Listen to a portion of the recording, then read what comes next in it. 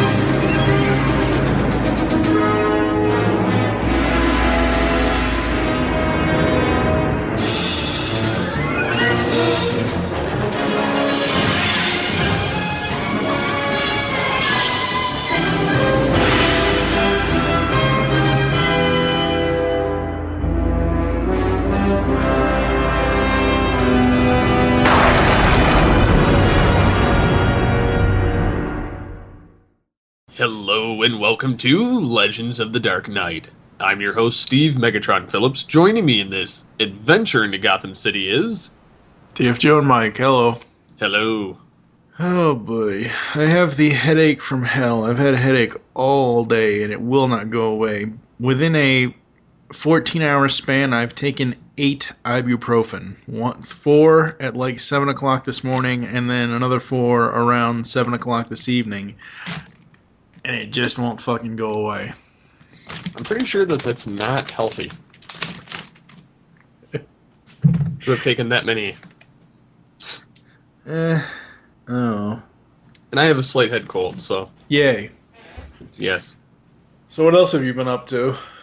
Not really all that much. I got to play the beta copy of Diablo 3 over the weekend, which is no longer available, sadly.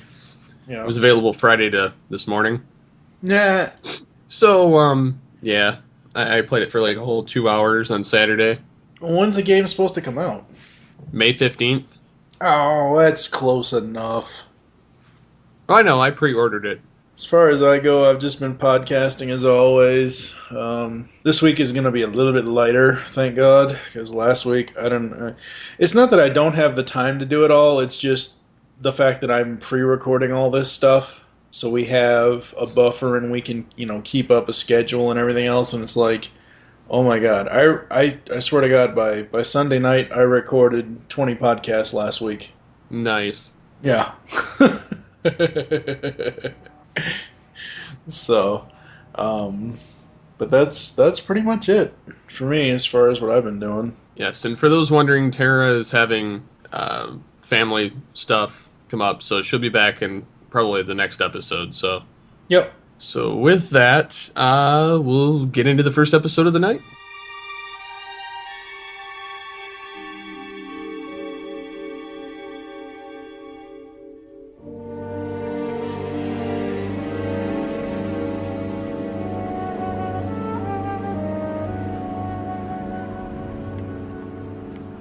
An hour I've been waiting. I don't know what Nico wanted to meet here for anyway. He didn't, Twitch. I did. You tricked me. What do you want? Information on the Society of Shadows. Word is they've started operating here. Tell me all about them. Hey, there ain't that much to tell. I mean, I only worked for them, okay? Not with them. It'll have to do. Now talk. Okay. They're supposed to have their claws in every dirty deal in Gotham.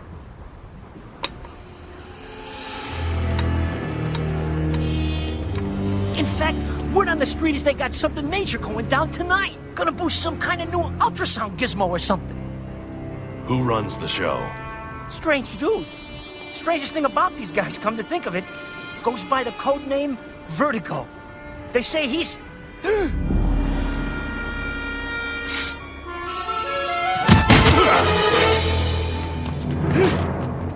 Please! He made me talk! I didn't wanna! No one betrays the society.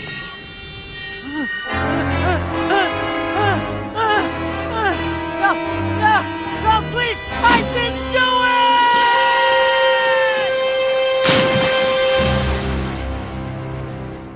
First up is Off Balance. Batman meets one of his underworld informants, Twitch, atop Gotham's Statue of Liberty. Twitch says he's been running errands for a mysterious organization, the Society of Shadows. He mentions that they are planning a heist of a high-tech weapon, and their leader goes by the name Vertigo. Just then, 2 agents of the Society appear and attack. In the fight, Twitch is thrown off the statue's head into the sea, though he appears to survive.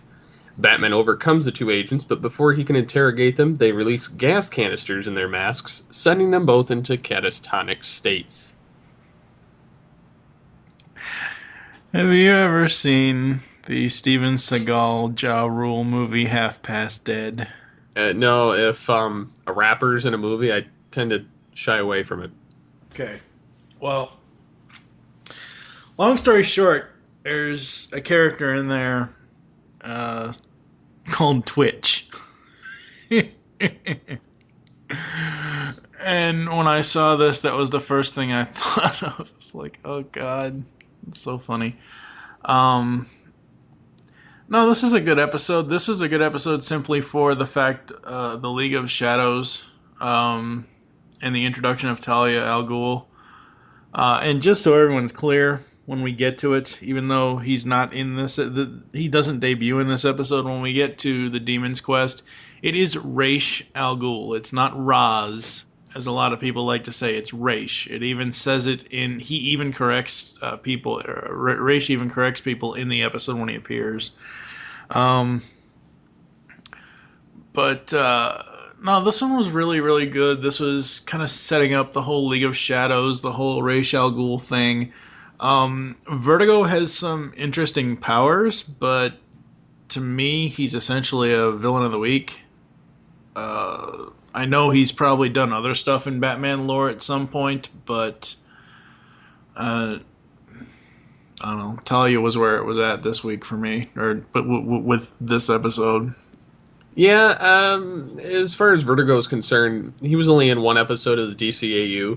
Yeah. So ultimately, he doesn't matter all that much. He did kind of, his appearance and the way he handled himself was above a typical villain of the week. Right.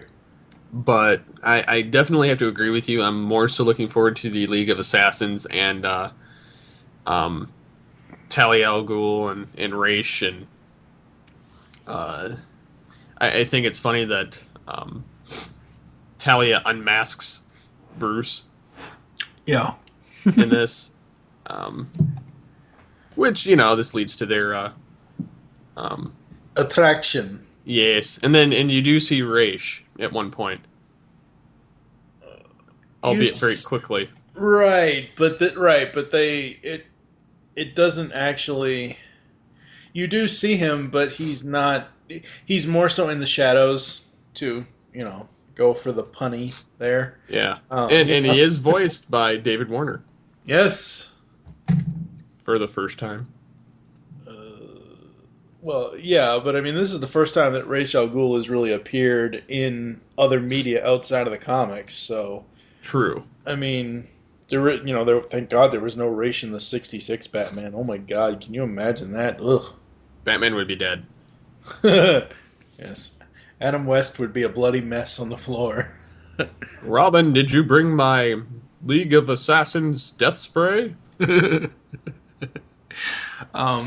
But no, this Off Balance does a very nice job of setting up the League of Shadows, and setting up the fatal attraction between Bruce and Talia. So yeah, that's why I liked it as far as that goes. Yeah, I kind of have to agree with you on that. Other than just that aspect of the episode, it kind of was like meh, but it was a nice setup. As far as the continuity bit, Batman's brief encounter with Talia seems to have tremendously impressed both her and Ra's by the time of their next appearance, which is the Demon's Quest. Ra's has set in motion an elaborate scheme to test Batman's worthiness as heir to his empire and the husband to his daughter. Oof. Well, at least she's still female here. I was gonna say this whole Raish Talia thing throughout. They have an infatuation with Bruce. Yeah, and it's very, very unhealthy. Whereas Talia has an infatuation with his body, Raish has an infatuation with his mind. And his body to some degree. Oh God. Brown chicken, wow, wow. No, anyways, Oh my gosh. I'm not going there. Well, we will later, but as for trivia, Yes. although he is named in the credits, Ra's al Ghul does not formally make his name known until the Demon's Quest. Mm-hmm. Which we knew. Vertigo's fall from the tower, especially the camera shot from inside the tower of him falling past an opening, appears to be a direct reference to the 1958 Hitchcock film Vertigo. That's kind of cool. Yeah. I love when they do little nods like that, as far as like different camera angles and stuff like that. That's always cool. Mm-hmm.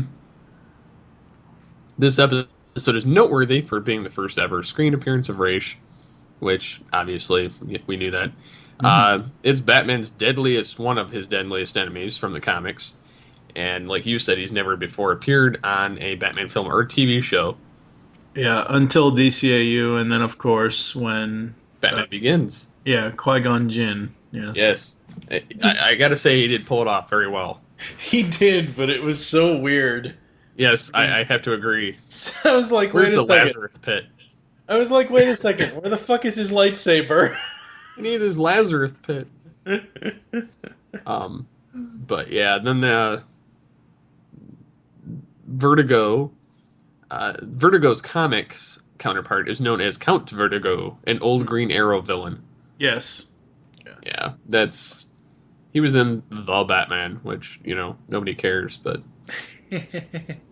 and of note to later on, Curare appears to use the same mind-erasing substance in Batman Beyond episode Final Cut. Mm-hmm. So here's a early nod to Batman Beyond here. But as for quotes for this episode, I think the most memorable one here happens to be with Ra's saying, "As you said, Detective, this is not over." Yes. Because you have, like I said before, David Warner doing the voice. Yeah. So that makes it all the more worth it. And the funny thing is, going back and watching these episodes now, I mean, I knew it was David Warner as Ra's. I've always known that. But since I've seen him in other stuff since originally watching this cartoon series, before, obviously going back and watching it for this podcast, he was, oh God. Ninja Turtles: Secret of the Ooze. Yeah, no, that's not where I was going. That's where I've seen him first. I know, but that's not where I was trying to go the more serious route. Oh God. Edward, what's his name? Was it, Salinger. From Tron. Oh, yes.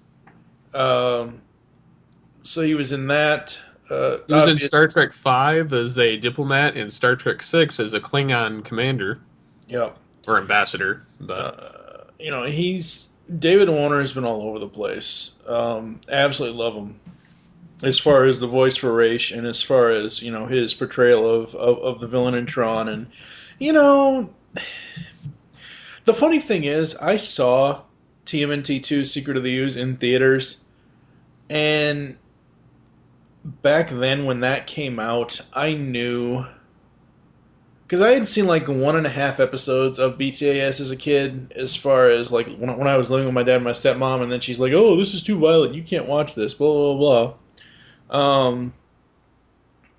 I had seen him on screen, and then I kind of forgot about it, and then I heard his voice as Ra's as a kid, and I'm like, why does that voice sound so familiar? And then, I don't know, it's always weird to me seeing David Warner and then hearing his voice, because I always think of Ra's al Ghul. Something I did not know originally, I've known it since then, but Supergirl is in this episode. Or a version of Supergirl is in this episode, because Helen Slater, who played the live-action Supergirl, is the voice of Talia. Huh. Yeah. Helen Slater is hot. I'll take your word for it. I'll show you a picture later. But Off Balance, as I said, very, very well done introduction to the League of Shadows and sets up all of the other Ra's Batman adventures later on. Yes. So, anything else? Nope, that's it.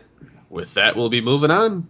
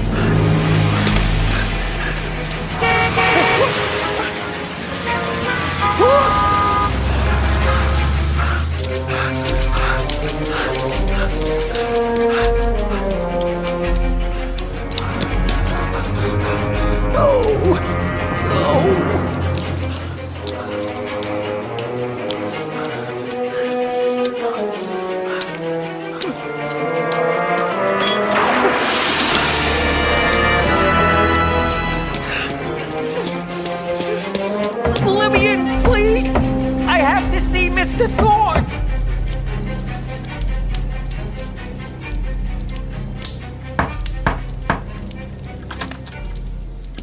Sydney debriefed to see you, sir. Send him in. Mr. Thorne, I'm so grateful you're willing to see me on such short notice. Nonsense, Sydney. Come in. Join me for a demitasse? No, thank you, sir. Oh. Sorry about the leather. I hear you've made quite a name for yourself on the streets, Sydney. What is it they're calling you? Oh, yes. The man who killed Batman. Well, yes. No, that is, I didn't. Oh, Mr. Thorne, I'm in big trouble. Now, just relax, man. And tell me what's on your mind. Next up is The Man Who Killed Batman. As rain pours down on Gotham City, a man hurriedly runs through the streets. As he runs, a newspaper flies by with the headline, Batman slain? Mysterious crime fighter missing. The man finally arrives at Rupert Thorne's house. He gets inside and introduces himself, but Thorne already knows who he is, Sidney Debris, the man who killed Batman. Sidney, however, doesn't appreciate the fame because now everyone wants to kill or fight him, so Sidney tells his story. He's a big wuss. That's basically the gist of the episode. Okay, let's move on to the next. No. I know. This was a comedy episode, honestly. And the best part was you had Thorne in there, you had this guy, you had the Joker, you had Harley, who bailed him out of jail. Yep. And then Bullock is like, haven't we met before? And she says, I may have, subpoenaed you before. And then she says, but for you it was a small subpoena. Oh boy. I caught that. I was like, wow. Wow. She just talked about, yeah. Yeah, that's not cool at all. It took me a second. I caught that, though, and I was like, that is just wrong. Two very interesting voice casts in this. Mr. Maurice LaMarche as Murphy, and Robert Ricardo as Eddie G. Yeah, I thought that those voices sounded familiar. And then Sidney was Matt Frewer. I'm trying to think what else he's been in. Yeah, that's who I thought he was. He's Gargoyles. Well, no, it wasn't even just Gargoyles. He was Max Headroom and Oh yeah. He did. Damn, what is it? He was on Honey, I Shrunk the Kids. Oh yeah, that's right. And because I knew he sounded familiar from something, and then he's been in a lot of different stuff. He's been Holy in shit, dude. He's been in a lot of stuff though. We just finished talking about how Helen Slater is still hot. He was Eddie in Supergirl in 1984 with Helen Slater. Nice. This guy's been in a lot of stuff. I mean, besides just Batman the Animated Series. I knew his voice sounded familiar while I was listening to him as Sid the Squid, and he plays that kind of character very well. Mm-hmm. He's been in a lot of different stuff. Yes, he has. A lot of animation, too, but... Yeah. Anyways, back to the episode.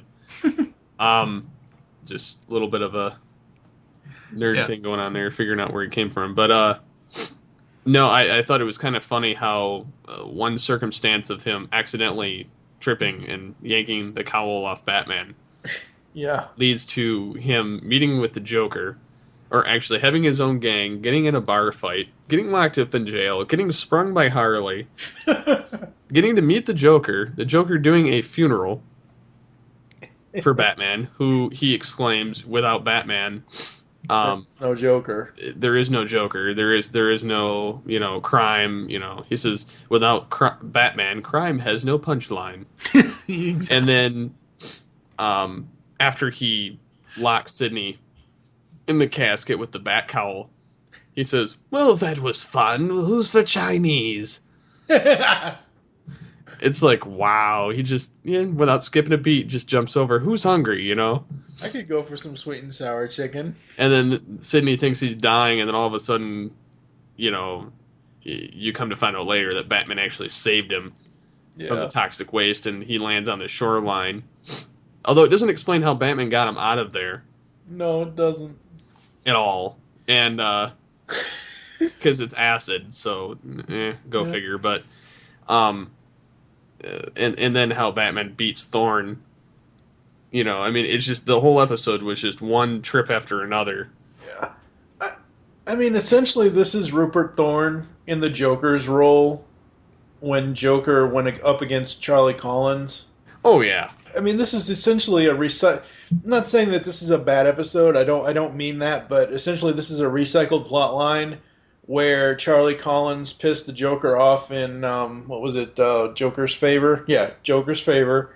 I mean, essentially this is putting Rupert Thorne in the Joker's position and making the Joker a background character in this episode, which I don't mind. I mean, I liked this episode. I thought it was great. I thought it was hilarious. I mean, just the whole coincidence of everything. It was just great.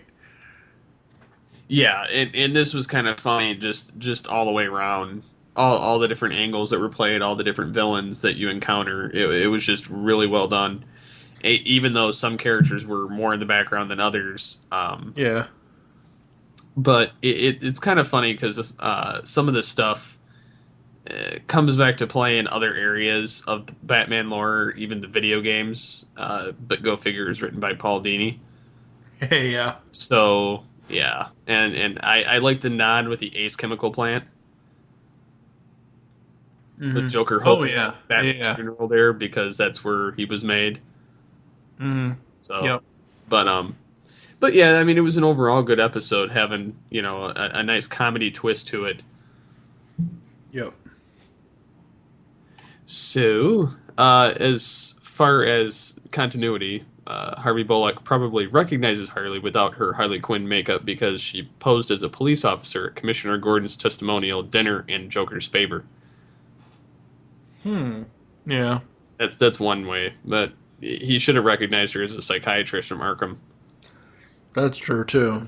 So that's something they don't list. And the other, here's production inconsistencies. Harley uses her real name when posing as a lawyer, despite having been arrested already with that name. Yeah. But they say that there's that hole there because her name wasn't fully confirmed yet at being Harleen Quinzel. Yeah. But Oh, and then, of course, the Joker pinching Harley's cheek at the funeral scene, and her normally blue eyes turn black, then revert back to blue. Let's go. Which, that's typical. This episode in places didn't have the best animation anyhow. No. Especially during the Joker scenes, they were really bad at points and then really good when they got closer, and then they got really bad. So you can definitely see the quality difference between episodes. Yeah. And the Harley playing the kazoo while the coffin rolls down into the acid is a parody of the funeral for Mr. Spock in Star Trek II: The Wrath of Khan. Which I did not catch that while watching it. And then, of course, the scene that ends up replaying in Batman: The Dark Knight and in The Dark Knight Returns that's the comic, but then it was in the Dark Knight movie. Yep. The idea that the Joker does not want Batman dead and enjoys fighting him time and time again, and they say that it's reminiscent of those two areas, which that's very true. Yep. It's like yin and yang. You need both of them. Although Batman could do without the Joker. I like some of these trivia bits. Bruce Timm stated that the idea for the episode came when he and Dini debated on what it would be like if Batman was not present for the majority of the episode. Indeed, it is one of the most acclaimed episodes of the series. Paul Dini was actually worried that people would think Harley playing Amazing Grace on the kazoo as the coffin containing Sidney is lowered into the waste is sacrilegious, but nothing ever came out of it. Nice. Oh, God. That's awesome. Her playing Amazing Grace on the kazoo, that was just so awesome. Oh, boy. But, yeah, a lot of good quotes, a lot of good funny moments through this episode. Yep. Very good voicing. All the way around. Dear friends, today is the day the clown cried. Yes. I just love that opening line. It's just so awesome from that quote from Joker. Well, then I love how he continues it, too. Yeah. And he cries not for the passing of one man, but for the death of a dream. Yes. Oh, God. You'll have to put that... I'm going to take that clip. You'll have to put that audio in this episode. I can't do it justice. I'm not even going to try. Oh, no. Yeah. You'll have to grab that clip for the episode. God. Overall, this is a really great, it was a depressing episode as far as the context and the content of it, but just the circumstances just make it so funny. Oh, yeah. Oh, God. Yeah, I love it. That's all I got. It was a great episode. Yes, I have to agree. So with that, we'll be moving on.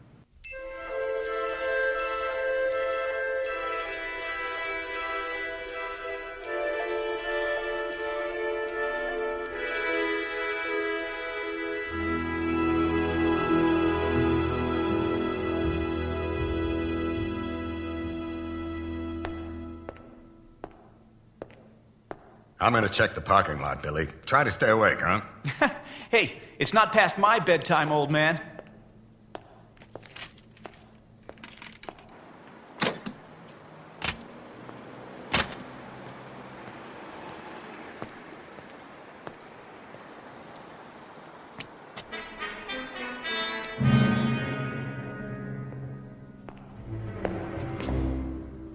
Whoa!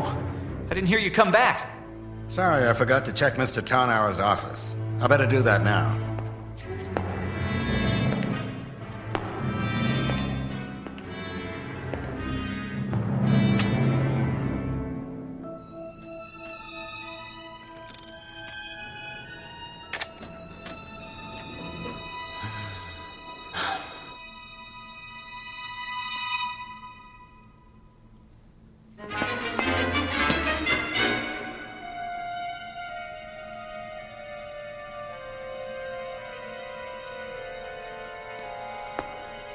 What in the name of...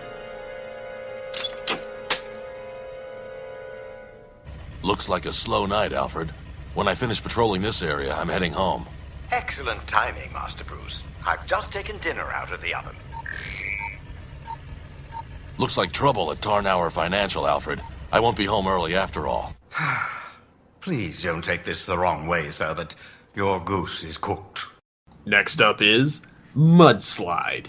Clayface has returned to Gotham is up to his old tricks again, albeit with a small problem. His clay body is finally giving up and falling apart. Fortunately, though, an old friend and co-star of his, Dr. Stella Bates, knows a way to keep him together.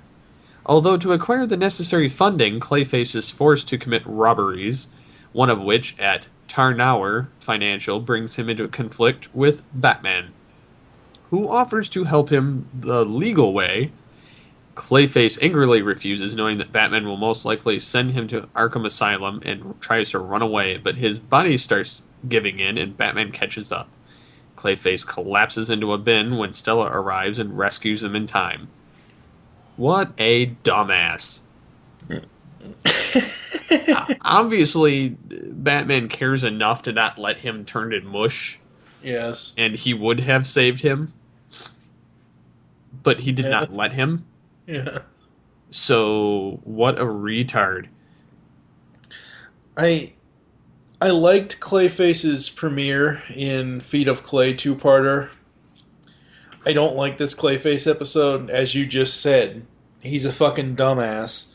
I prefer it when he comes back in Growing Pains.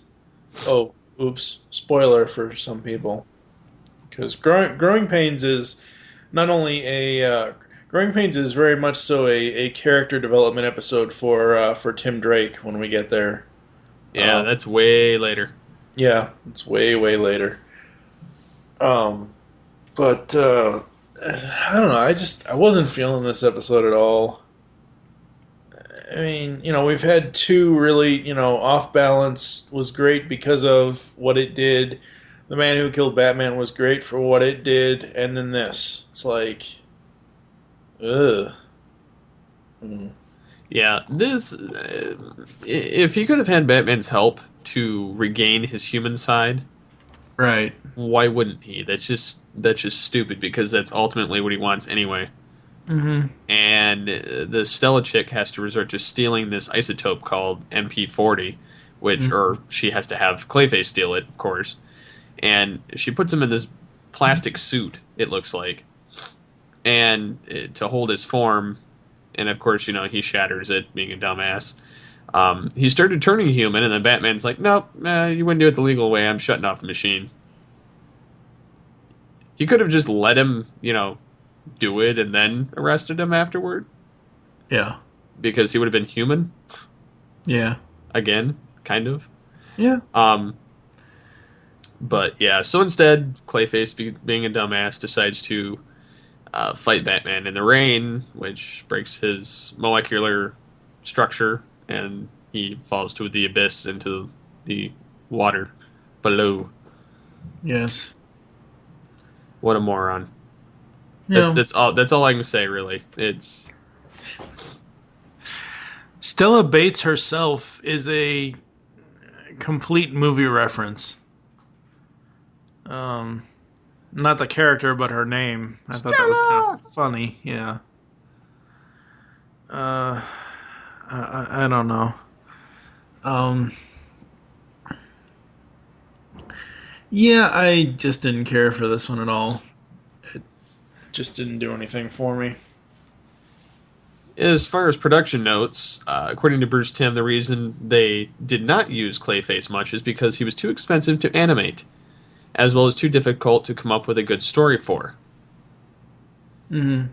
Eric Radomski came up with the idea due to the fans demanding another Clayface episode after the success of Feet of Clay. So, Eric Radomski is to blame for this shit pile. Well, Alan Burnett wrote it.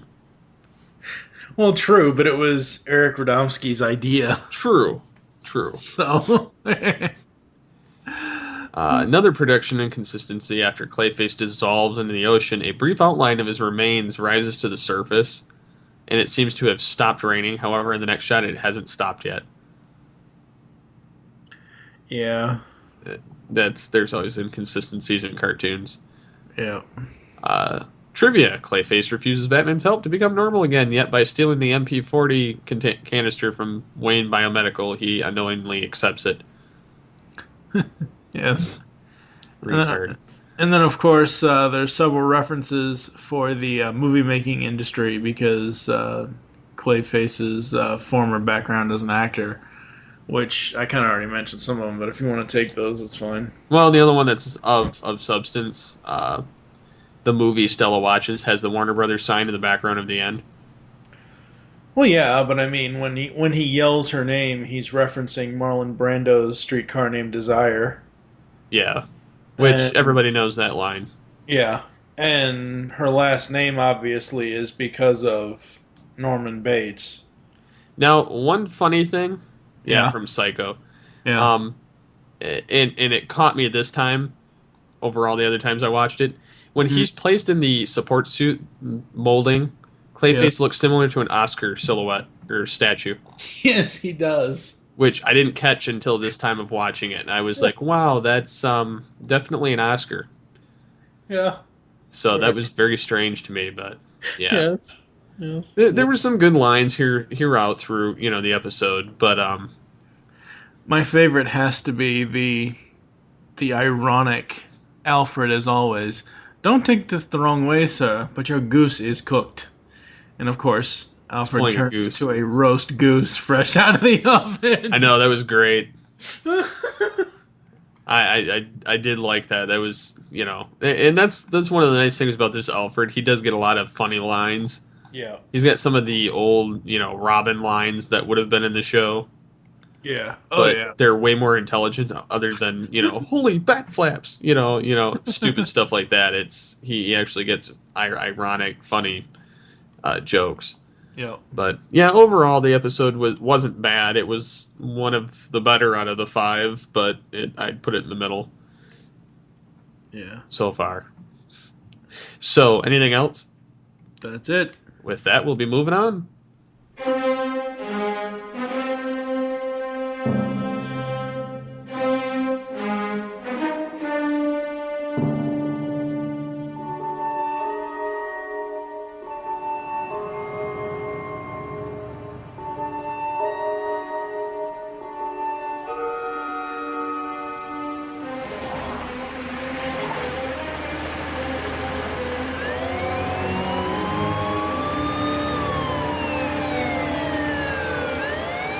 Emergency vehicle. Pull over and let him by.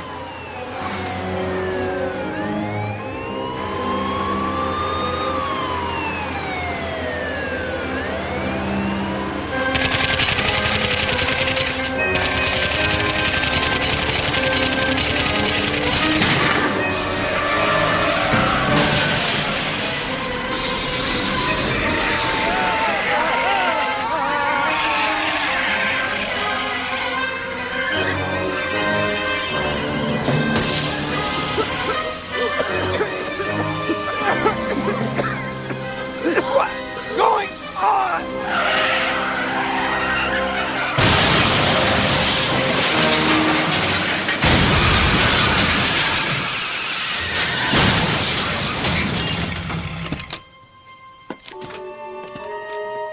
Get the box. That's it.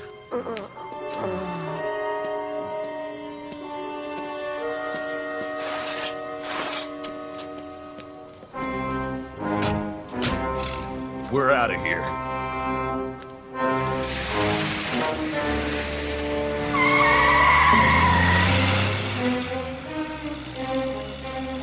Hey, man, did I call it or what? Only 2 guards, no cops for miles. It was like no sweat, right? Huh?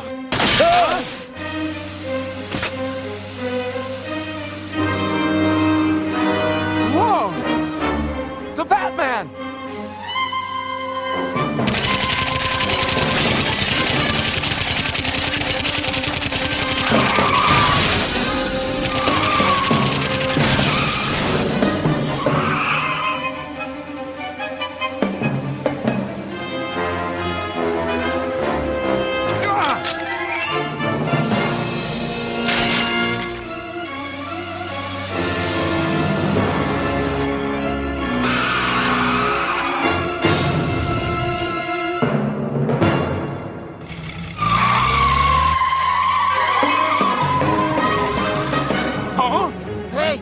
I can't see.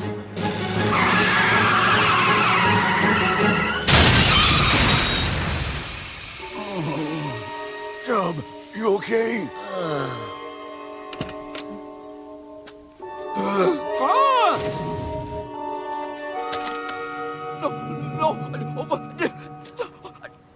No, please, let me go!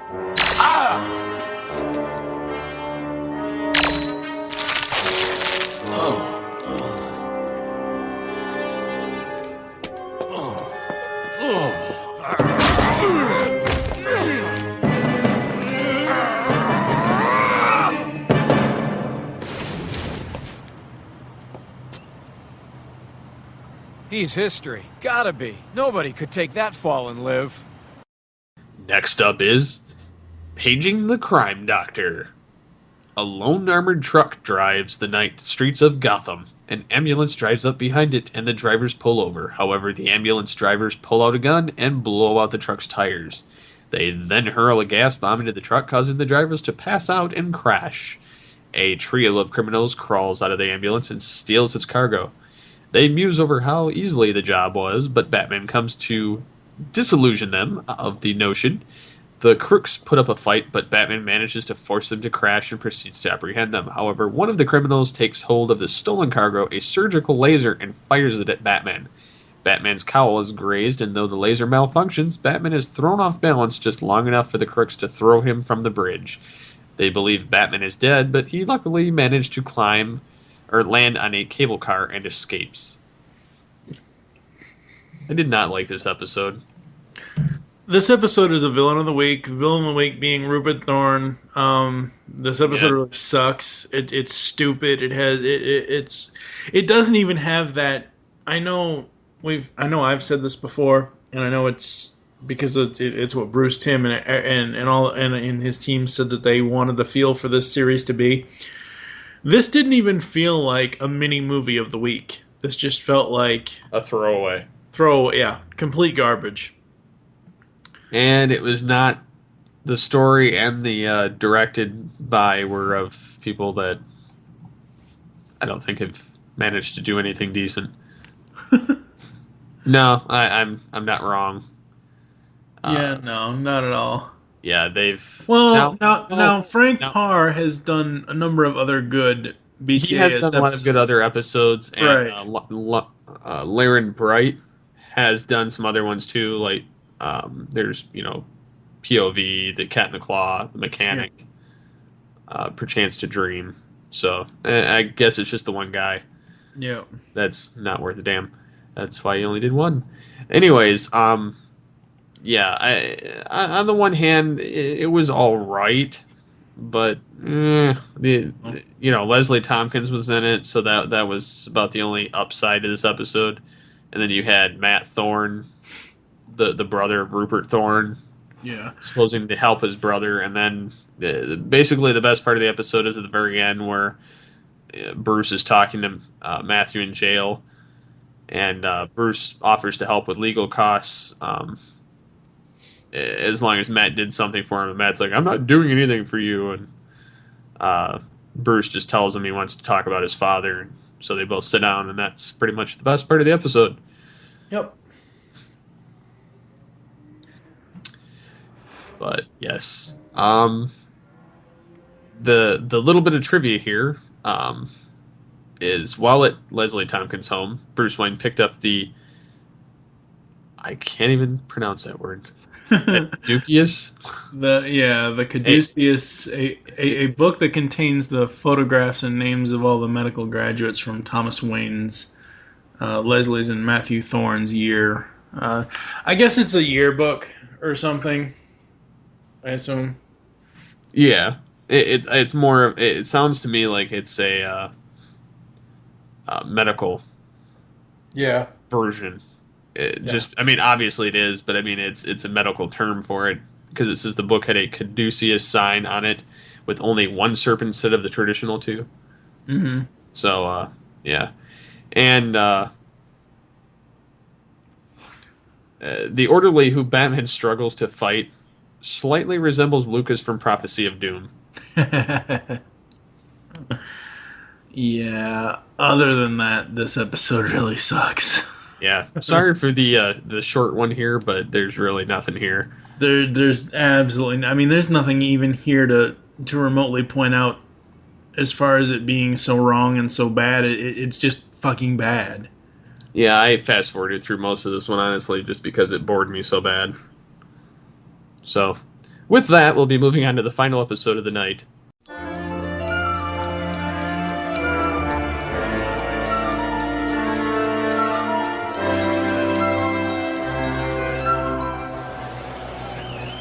Ladies and gentlemen, it's time for magic.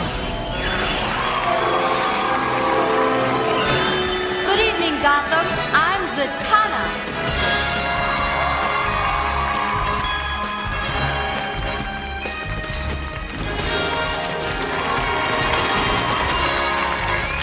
Tonight, I can promise you a few surprises, a thrill or two along the way, and with luck, a happy ending.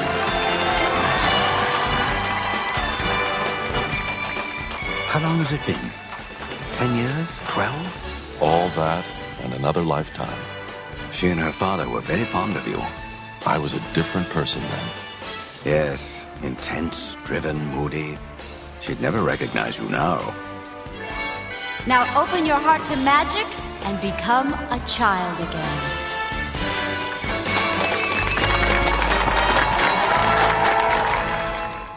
Wrapping it up this week, we finish out with Zatanna.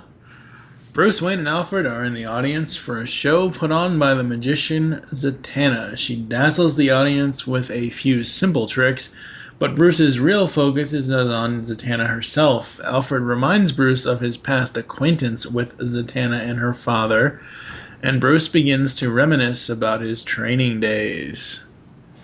Again, a episode that is, throwing back to Bruce's training, which is very, very awesome and interesting.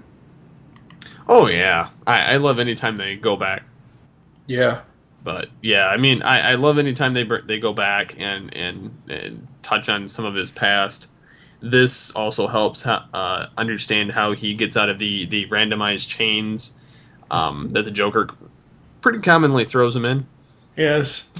It's like the Joker's like, let's put him in some chains. He can't get out of those, and then he gets out of them.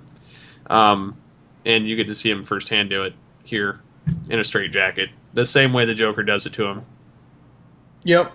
So, I thought that was kind of cool. And then, of course, they know him as John Smith. Yes. Which I thought was kind of interesting. So they still don't know it's Bruce.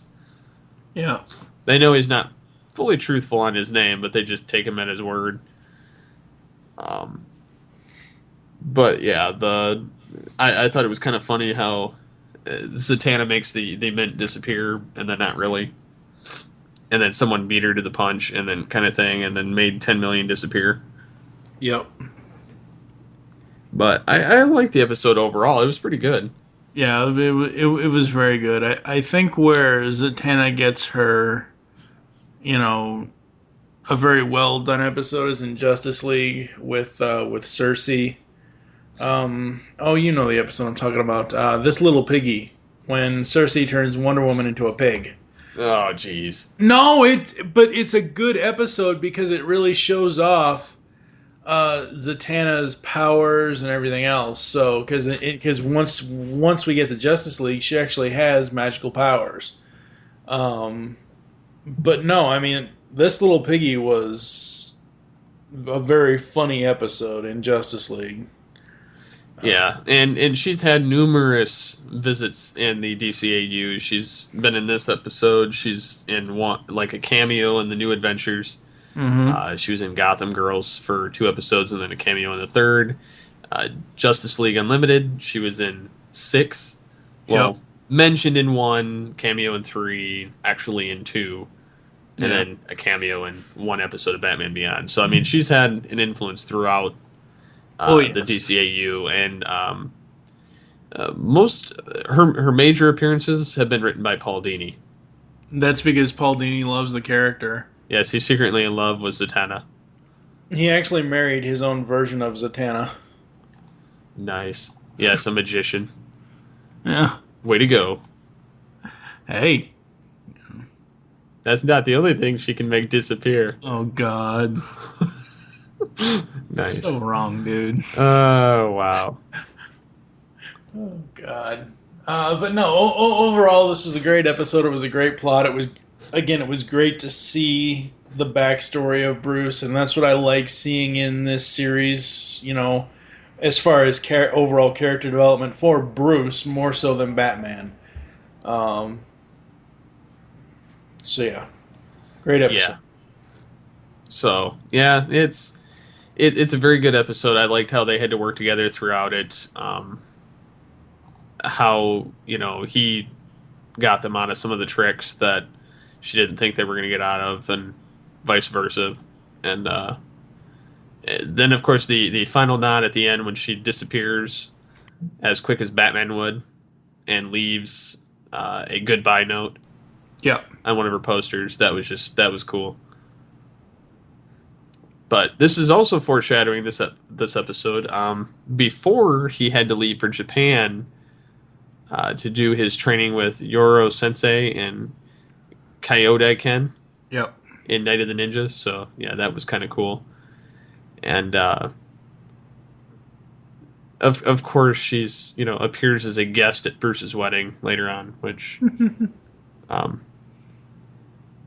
so yeah, she connects John Smith with Bruce Wayne there. So, but yeah, so this episode was overall really good. Oh yeah, being the first appearance of Zatanna. Yep. And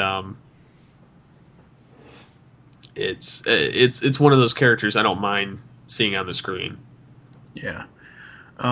Interesting trivia note. Vincent Schiavelli, who voices Zatara, her father, is one of only 5 actors from Batman the Animated Series who also appeared in one of the live-action Batman movies. In his case, Batman Returns. So that's kind of interesting. Who was he in that? I don't know. I'll have to look it up. You want to hit up some trivia bits? I think he was one of Penguin's henchmen. Probably, yeah. He definitely looks that part, although he has sadly passed away. Yeah. But yeah. Overall, like, there's a lot of good quotes here, and I think that's pretty much it. Yeah. So with that, we'll be going to a commercial break and be back with our final rating after this.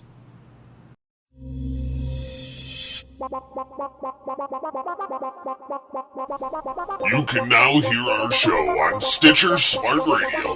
Stitcher allows you to listen to your favorite shows directly from your iPhone, Android phone, BlackBerry, or Palm phones. On demand and on the go. Don't have Stitcher?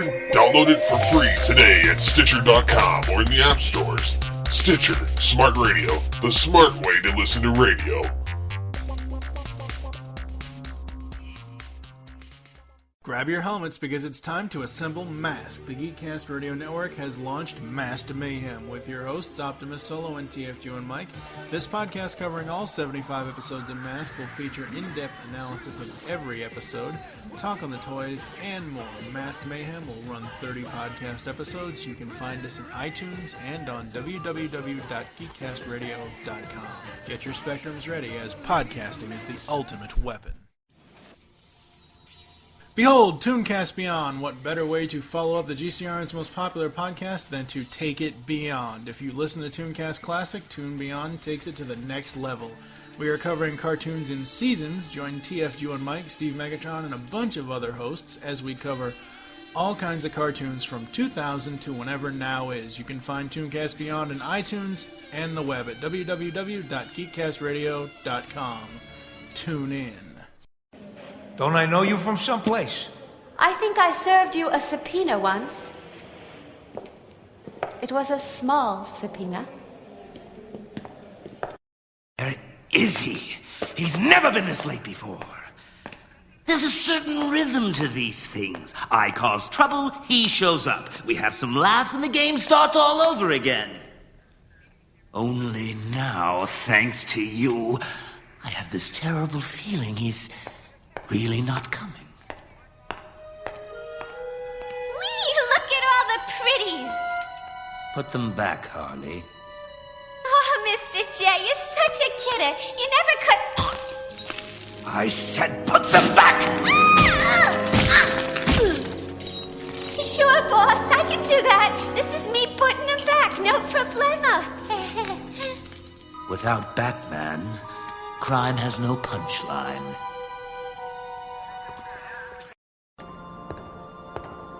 Dear friends, today is the day the clown cried.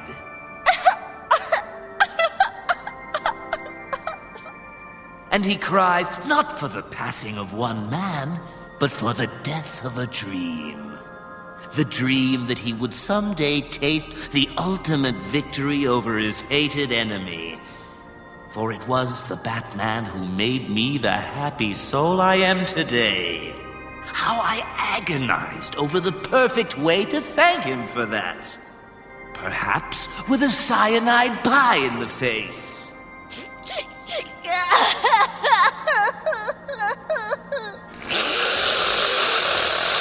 Or an exploding whoopee cushion playfully planted in the Batmobile.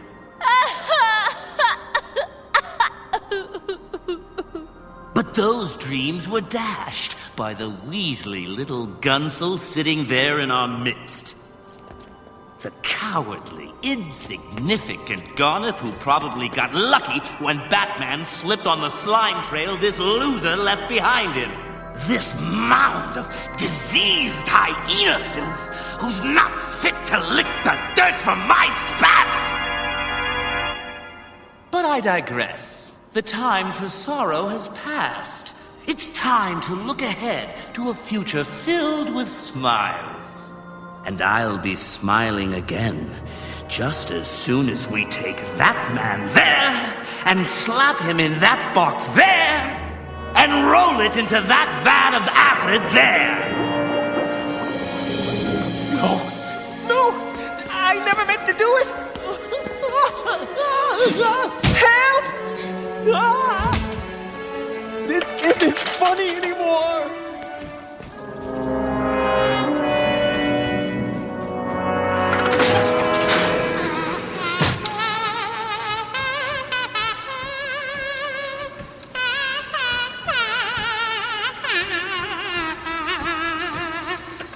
Help if I said I'm sorry!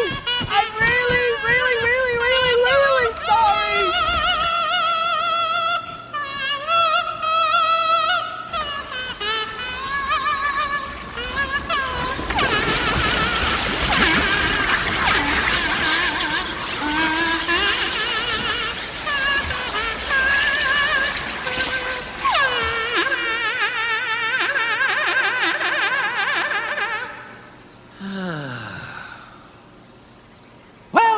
Fun.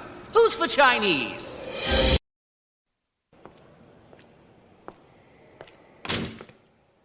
Bruce Wayne, Dr. Thorne. Thomas Wayne's son. Did you get my letter? Yes. Thomas Wayne. I told you I can help you with your legal costs. Maybe even put in a good word with the judge. Yes, but what do you get out of it? Well, there is something you can do for me. I knew it. I knew there'd be a catch. Sorry, Mr. Wayne. Matthew Thorne is no longer for sale. I'm not looking for any illegal favors. What then? Something you know. Something only you can give me. Tell me about my father. And we're back. So, final rating of the episodes today. Like, some of them will be tough, some of them not so much. Yeah. I would have to say Zatanna is number one for me. Off Balance, The Man Who Killed Batman, Mudslide, and then Paging the Crime Doctor. Mudslide and Paging the Crime Doctor are easily the two worst episodes out of today.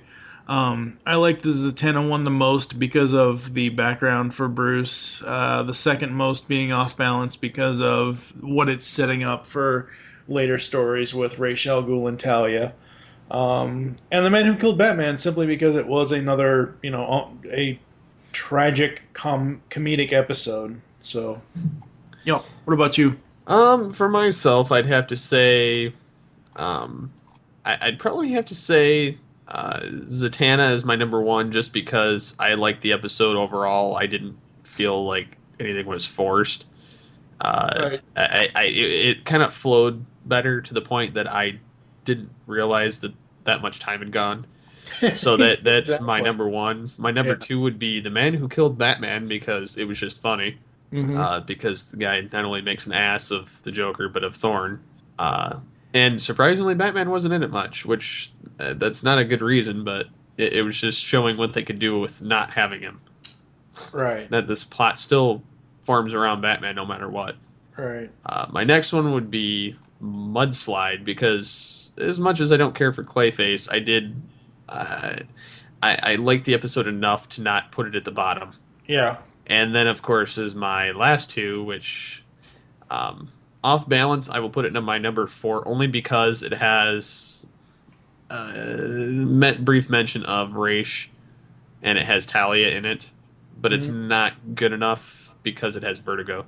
So that's my number 4, and then, of course, my number 5 is Paige and the Crime Doctor, because, let's face it, there's nothing there. Nothing there at all. No, nothing. So, anything else? Nope. Alrighty, time to wrap this biatch up. Sorry for all you people out there that I just swore. I don't care. Thank you for joining us for Legends of the Dark Knight. If you'd like to leave feedback on the show, there are many ways to do so. First, you can visit the website, GeekCastRadio.com, where you can comment on the episode and all of our different podcasts. Second, you can rate our show on iTunes. Be sure to leave us feedback.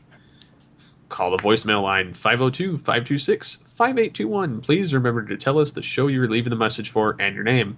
Also of note, there is a record a voicemail on the actual GeekCastRadio.com website, which all you need is a microphone, and you just click on it and click record, and it will send it to us via email. Which, speaking of email, we also have an email account that you can send us your feedback and questions, comments to. It will be feedback@geekcastradio.com. Become a fan of us on Facebook by searching Geekcast Radio Network. Follow us on Twitter @LOT Dark Knight. My Twitter name is @SCP21. What is your Twitter name? @TFG and Mike. Join us next time when we discuss The Mechanic, Harley and Ivy, Shadow of the Bat Part 1 and 2, and Blind as a Bat. So for now, I'm Steve Megatron Phillips with TFG and Mike. Saying in the immortal words of Batman, I am vengeance, I am the night, I am Batman. Thank you for listening. Until next time.